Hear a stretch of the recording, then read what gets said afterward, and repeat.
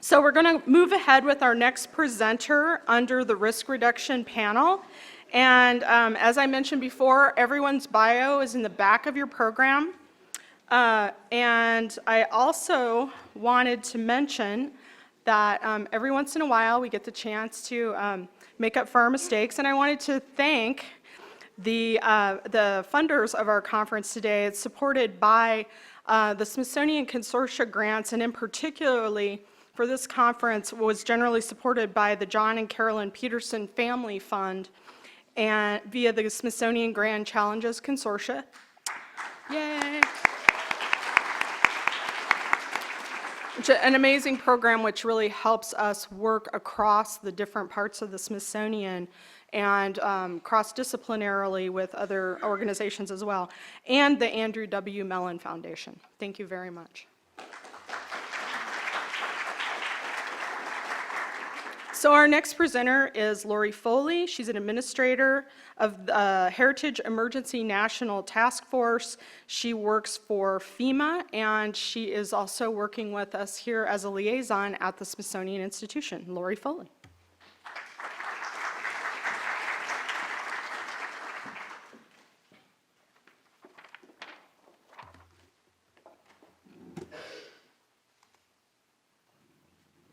Thank you, Corey, and good afternoon. I'm here today to be blinded by the light. I really can't see anything. But in addition to that, to talk about the purpose and the importance of cultural heritage emergency networks and the role they play in reducing risk to cultural heritage. And in light of what we discussed, or what was discussed at the beginning of this first panel, I do want to point out that my focus in this presentation is on the tangible heritage that we more closely associate with cultural property protection. This is not, while I would love to be able to cover that too, this is enough to handle right now before I retire. So the concepts that I'm going to be covering are ones that we intuitively grasp, though perhaps we haven't given them much thought. And I know we certainly haven't given them enough thought. The need for partnerships has been dramatically underscored by the weather over the past weekend. This is what Hurricane Joaquin looked like last Thursday. And although Hurricane Joaquin dominated the headlines over many days as a Category 4 storm, the devastation we've been witnessing in the Southeast was actually caused by a slow-moving storm system that drew in additional moisture from Hurricane Joaquin. The historic flooding was compounded by an unusually high lunar tide, yielding rainfall totals that in some places exceeded 2 feet. More than 550 roads and bridges have been washed out or closed, and thousands of people have been forced from their homes, and the threat of dam breaches presents additional hazardous conditions to thousands more. Right now, and rightly so, life safety and the protection of property are the highest priorities for first responders and emergency managers. To accomplish their mission, they are relying on close working relationships that have been established and sustained over months, years, and in many cases, decades. Indeed, relationships and the resulting partnerships form the foundation of emergency management. FEMA, the Federal Emergency Management Agency, at the federal level, and emergency management agencies at the state, county, and local levels have never had, nor will ever have all the resources necessary to respond to a disaster. Therefore, these agencies are continually building, strengthening, and maintaining partnerships so when, not if, a disaster occurs, they have access to the resources, networks, and people, which can spell the difference between an effective response and a failed one. The concept of partnerships is certainly not new to the under-resourced nonprofit world of cultural heritage organizations, which rely on partnerships to advance their goals and their mission. However, the path that led to Alliance for Response and its bridging of the cultural community and the emergency management community evolved over 30 years. What follows is simply for context. a handful of slides don't do justice to the hard work of many passionate and dedicated individuals and organizations. So this is going to be a quick skimming of what led to Alliance for Response. In 1973, the National Conservation Advisory Council, or NCAC, was established as a coordinating body to assess and find ways to meet national needs in the conservation of cultural property and to provide leadership for long-ranging planning in the United States. In 1982, NCAC members voted unanimously to establish the nonprofit National Institute for the Conservation of Cultural Property, or NIC. Larry, would you call that NIC or did you say NIC? NIC, all right. Its two major functions: one, to serve as a national forum for conservation in the US, and two, to serve as a central clearinghouse for conservation information. Crucial to its success was collaboration among its institutional members, members that continue to play a very large role in the protection of cultural property today. Among them were the American Institute for Conservation of Historic and Artistic Works, AIC, the American Association of Museums, now called the American Alliance of Museums, and the Getty Conservation Institute. In 1989, two major back-to-back disasters rocked the country, one on each coast: Hurricane Hugo in the southeast and the Loma Prieta earthquake in North California. These two events served as a wake-up call to cultural stewards that American museums, libraries, and historic sites are not prepared to respond to disasters in their own institutions, let alone are able to respond and come to the aid or provide mutual aid to their neighbors.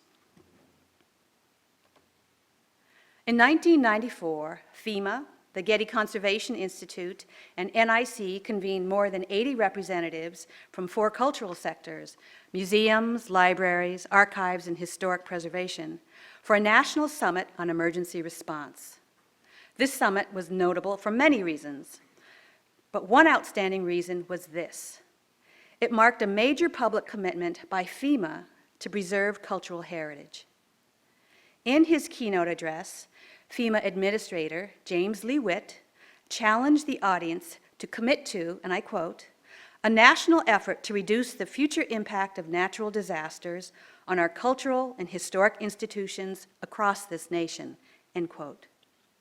This summit resulted in a number of recommendations.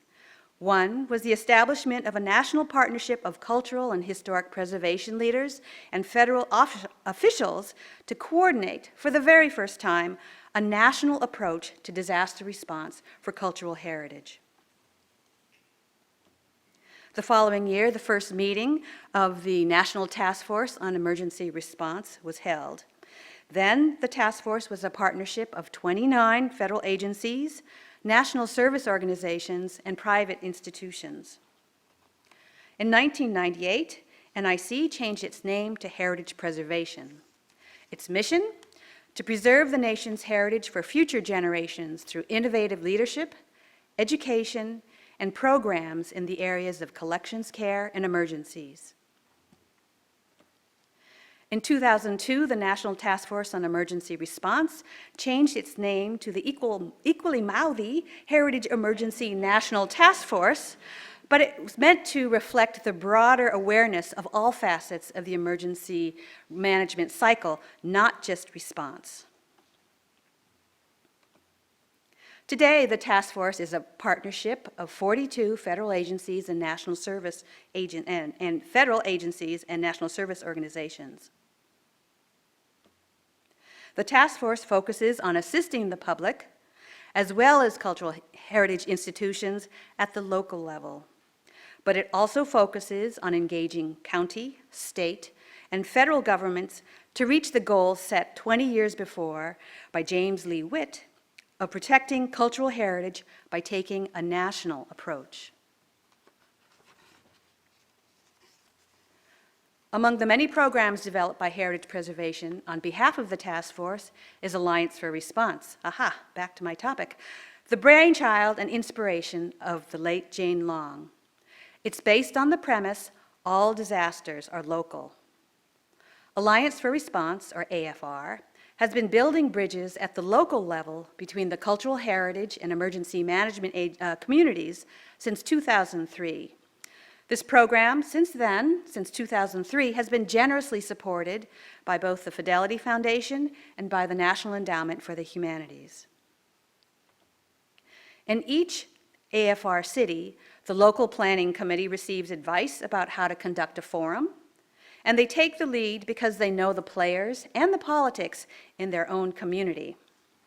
The one-day, invitation-only forum brings cultural stewards and emergency professionals together to begin a dialogue about emergency preparedness before a disaster happens.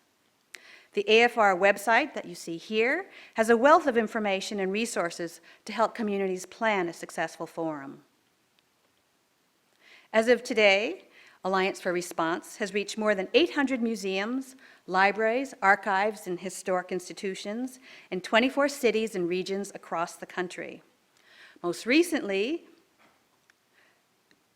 a forum was held in Richmond, Virginia this past July. With the dissolution of heritage preservation in 2015, FAIC, or the Foundation of the American Institute for Conservation, is now administering the Alliance for Response program. The two blue pins that you see here represent the regions where FAIC is going to be conducting new forums in 2016. This time, however, the approach is going to be slightly different. They are going to establish county-level partnerships rather than community or city-level partnerships in 4 counties in the Capital District of upstate New York and in Harrison County in Mississippi, along with the adjacent counties along the Gulf Coast. AFR, and indeed all cultural heritage emergency partnerships, have 3 very broad goals. The first is relationship building. Partnerships are all about relationship building. Emergency managers like to say, and now that I work for FEMA, I can call myself an emergency manager, the time to exchange business cards is not after a disaster. The second goal of cultural heritage emergency partnerships is to begin educating each other. To initiate and continue a dialogue between cultural stewards and emergency managers, each party must understand the vocabularies, concerns, and operations of the other. What do cultural stewards need to know? Well, in any emergency, they need to know that if emergency requires outside assistance, the emergency responders are going to loom large and they're going to be in charge. So, it's incumbent upon cultural stewards to become familiar with existing emergency management response structures, priorities, and capabilities. What do first responders need to know? First, they need to become acquainted with the institution's staff that would be responding to a disaster. They really deserve and should have a walkthrough of the facility that familiarizes them with the layout. First responders need to know where the utility shutoffs are, the location of priority objects, and even the location and types of hazardous materials that might be in a collection, such as ammunition, medical supplies, and preserved specimens. First responders and emergency managers need to know that fragile collections require special handling and care. And the third goal is to develop and nurture strong networks that will be ready when, not if, they're called upon to respond to an emergency or to a disaster. Hurricane Sandy, which made landfall in southern New Jersey in October 2012, was, according to the National Hurricane Center, the deadliest hurricane to hit the northeastern United States in 40 years, and the second costliest after Katrina in the nation's history. Hurricane Katrina affected museums, libraries, archives, performing arts organizations, art galleries, and of course, the public. Damage was so widespread that no final tally exists of the damage or losses suffered by these organizations. Alliance for Response New York City, or AFR NYC, played a pivotal role in the cultural and creative communities by activating its members to prepare to help before, notice it's before, during and after the hurricane. AFR NYC served as the nexus of communication for affected institutions and artists, collected damage reports, located and deployed resources, and participated and assisted in outreach activities such as FAIC's Cultural Recovery Center. Through its exemplary efforts, AFR NYC demonstrated how partnerships are vital for a successful response and recovery effort following a disaster.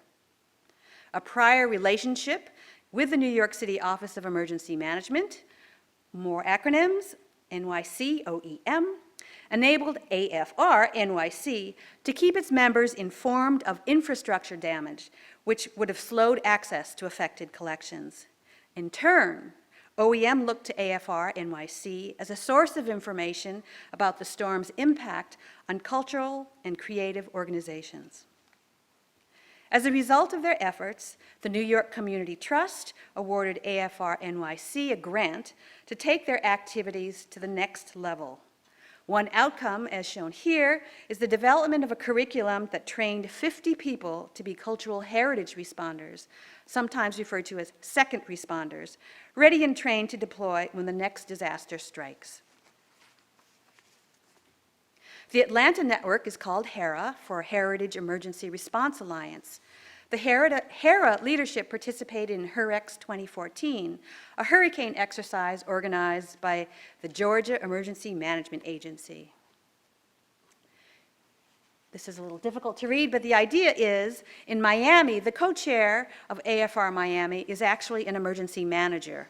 So he pushes out information about weather threats, as well as information about upcoming activities and programming and training that is being sponsored by the cultural heritage community.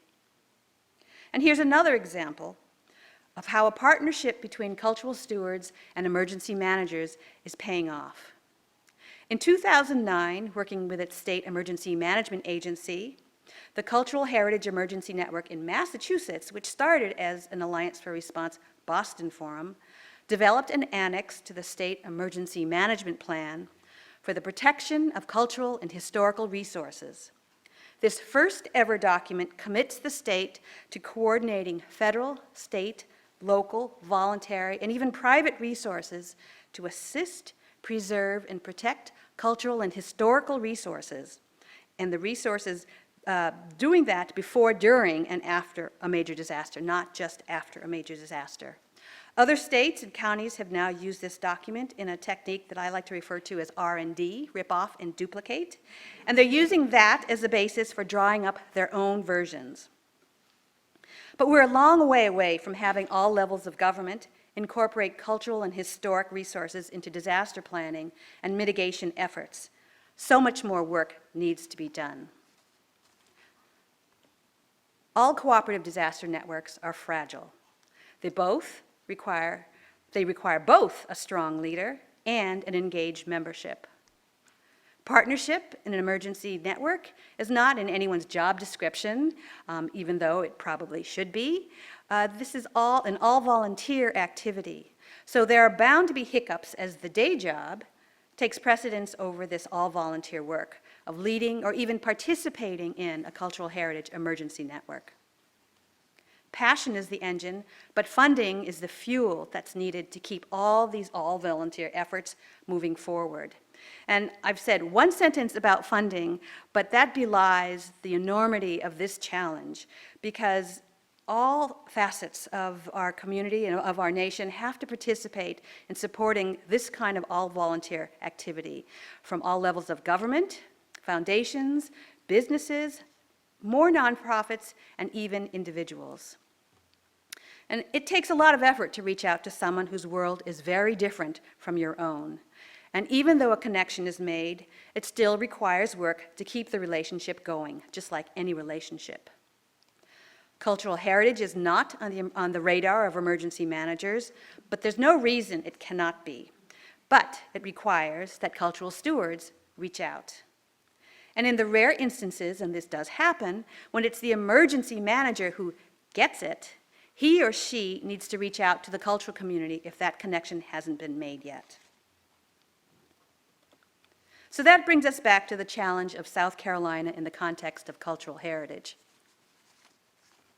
If you look at this map again, although it's not that easy to see, no Alliance for Response network exists in South Carolina. So that means that we have to redouble our efforts to gather reports of damage so we can help those most affected in this area. And we want to help them obtain needed resources to respond and recover. So the task force, the Heritage Emergency National Task Force, is reaching out to networks in neighboring states, to its 42 members, and to networks and associations that are not part of the task force. If anything, this disaster should strengthen our resolve to build and sustain partnerships within sectors and across sectors so we can protect our nation's valuable and vulnerable cultural heritage. Thank you.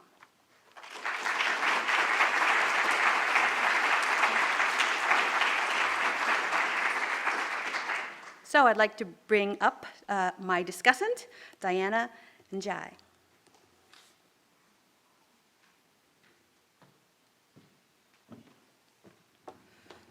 So because I refuse to sit in the hot chair, we're sharing this as a dialogue. I'm supposed to stay in my lane, but I'm not. No, thank you. Actually, I'm fine with that, and actually I was delighted to be a discussant for Lori's wonderful paper, and I deal in the realm of intangible cultural heritage, and I always say that the tangible begins with the intangible, because the intangible cultural heritage embodies the knowledge, the artistry, the sometimes even the relationship building that is part of the cultural expression, and the meaning that eventually becomes a building or a cultural institution or so on. But the important thing, I think, is that the Alliance for Response, and now with FEMA, the Smithsonian relationship, and so on, what Lori describes in terms of partnership has been a very important first step in creating the alliances that really need to be in place, as you mentioned before, before there's a crisis, as well as during and certainly during cultural recovery. And these partnerships are manifold between FEMA and cultural institutions, or between emergency responders and cultural institutions, but also between communities, and often diverse communities, in addition to the cultural communities. So my first question, because, as you mentioned, relationships are the foundational underpinning of emergency management, what about the relationships that are direct with communities? In other words, with the people who are now going through these issues, but in themselves embody cultural heritage? So the definition of a community, I think it's inherent in it is the fact that it's based on relationships. A community is a gathering together, a drawing together of people with a common vision, or even disparate visions, but the willingness to discuss them. Communities have a shared memory. Think about your own home and where you live, and whether you'd be willing to just pick up and move someplace else, be plucked somewhere and dumped somewhere else. If you didn't have that draw, that tie to a community, then perhaps it wouldn't be so hard. But communities are part of a shared memory. You feel comfortable there. There's a trust there that you know you're not constantly thinking about what your next activity is going to do, which is often the case in the scenario following a disaster, where you have to think about everything you're doing. You have that comfort with you in a community. So having those relationships starts very much so at the community level. So my question then is, or my thought then is that perhaps in addition to the relationships between the occupational communities of the emergency managers and the cultural institutions, there's a third relationship that needs to be built, and perhaps the museums and cultural institutions can help in this way by building cultural documentation programs or projects, and working directly with people who are connected with informal or not recognized cultural artifacts and cultural heritage. For example, in New Orleans, after the Hurricane Katrina, there was a major collection of documentation on music that was done by an important ethnomusicologist from the New Orleans community. And it was all in Dr. White's basement. And it was a lot of that was lost. But had that been understood and known and recognized, perhaps in the second step, that informal collection might have been available. In Haiti, the cultural recovery process really relied on those long relationships, as has been mentioned, but also with relationships with artists, relationships with people on the ground level who may have not been attached to a community, a cultural institution. And finally, the people who repaired the National Cathedral after the earthquake right here in Washington, D.C., were stone carvers. And their skills were recognized and documented, actually by someone who happened to be on our staff, Marjorie Hunt. But the fact that this was an important cultural resource and that their knowledge was important to the skills to rebuild was right there. And so is there any way that in the new role there is a thought for creating these kinds of relationships? Well, I was thinking of retiring sooner than that, but so who's going to be doing the recognizing? It's incumbent upon the individuals within the community to step up and to recognize, and this did happen. There are stories galore in Katrina where people were willing to reach out and help their neighbors because it mattered to them. It was not just every man and every woman to him or herself.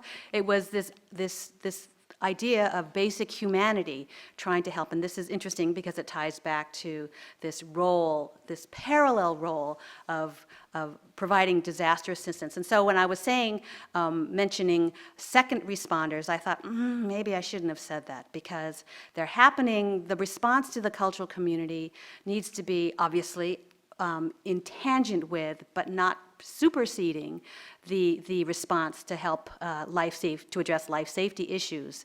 But as already been mentioned many times, without that cultural heritage, what are we as a nation? What are we as a community? Who are we as individuals? And so there's a long way to go before we can start recognizing how we could help and recognize and provide support to people who are pursuing in institutions and organizations that are looking after and are cognizant of intangible heritage. And I think it's going to be just the example now. We are talking now more in the field of including performing arts organizations. Before, 15 years before, 10 years before, that was not considered cultural property because it's not tangible in that sense. But as the FEMA's administrator, Craig Fugate, pointed out, recovery of a community, recovery of a state, recovery of a nation is really incumbent upon the whole community recovering.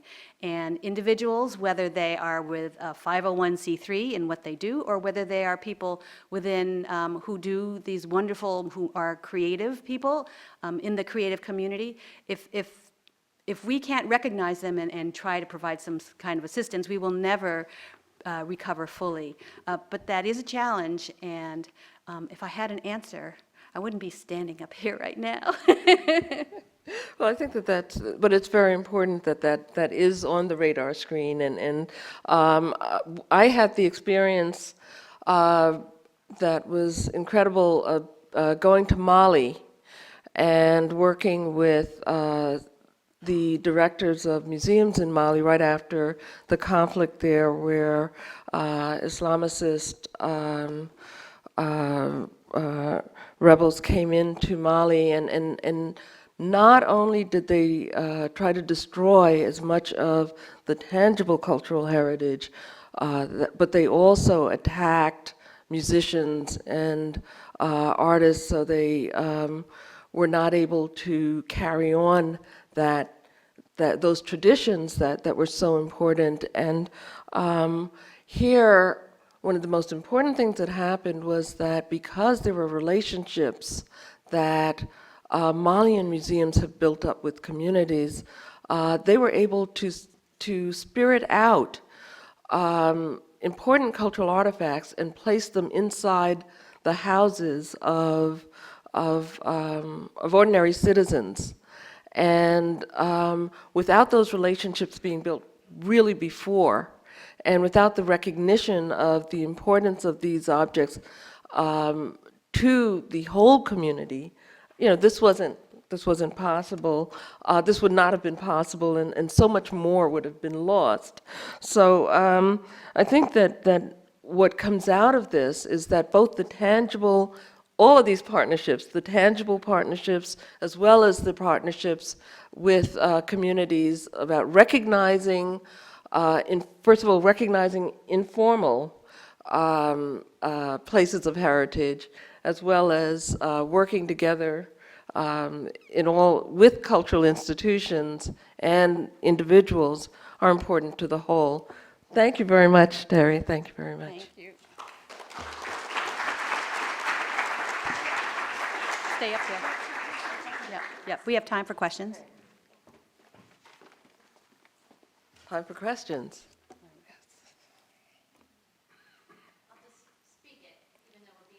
No, you'll have to wait for the mic. Yeah.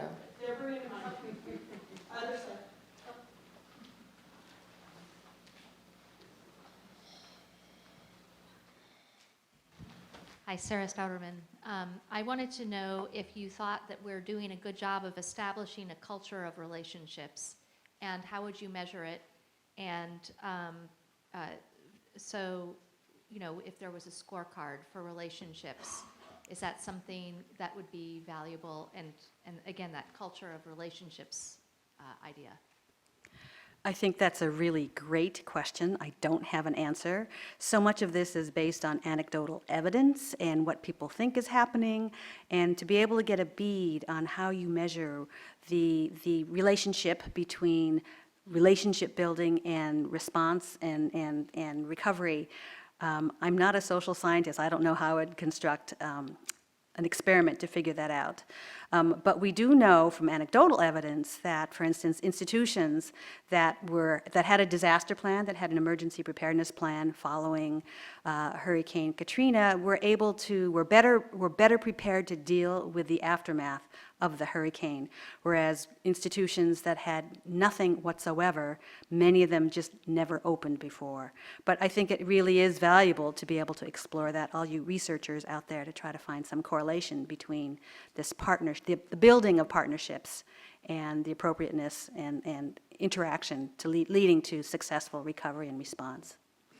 Yeah, I want to say something. The other thing is that in addition to the anecdotal evidence, there are the many stories that survivors of these disasters, of these emergencies, have recorded, and they also are sort of knowledge that's available as examples on how relationships work. I love this yin and yang. I'm cultural heritage. I'm the hard stuff and she's the soft stuff. It's great.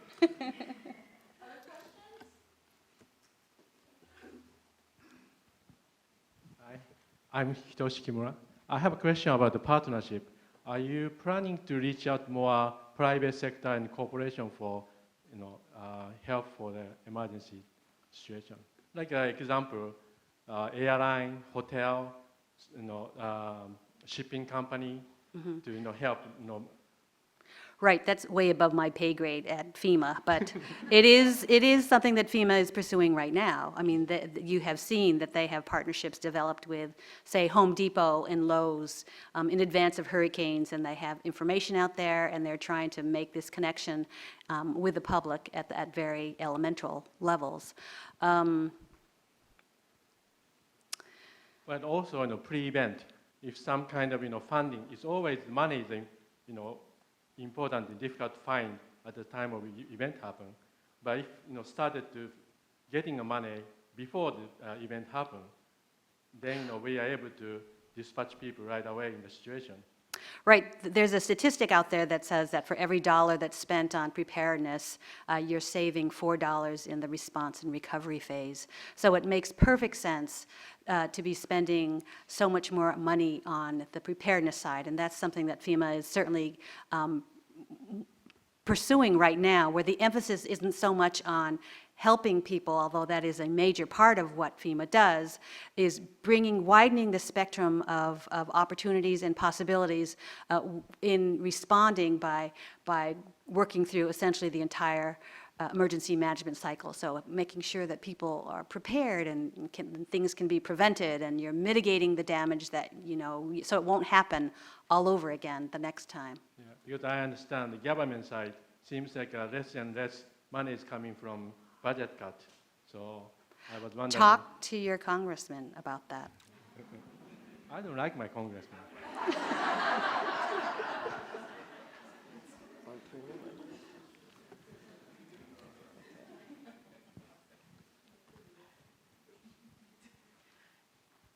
My name is Ann Seibert, and with the National Archives. I thought this was a really interesting pairing of the tangible and intangible ideas, and the ideas that it spurred listening to both of you, I really liked the phrase to spirit out things, because it combines that notion of that, and I'm thinking about the preparedness part of the cycle and the partnerships that are needed in the preparedness cycle, and wondering, you mentioned conversations that have to do with cultural documentation, and with previous speakers they talked about significance. I was wondering if the FEMA side in their preparedness side could talk a little bit more about the intangible and prepare people to have conversations and build partnerships that talk about what is significant to save, and that include more of the people in the communities and the activities in the communities. So you're thinking about what you want to save in preparing for these things. And maybe it includes spiriting out people, as well as, really thinking about the kinds of things that you want to preserve. This, again, is an interesting question, and it's something that shouldn't just be laid at the lap of FEMA, because as we all know, most disasters never rise to the level that require federal intervention or federal assistance.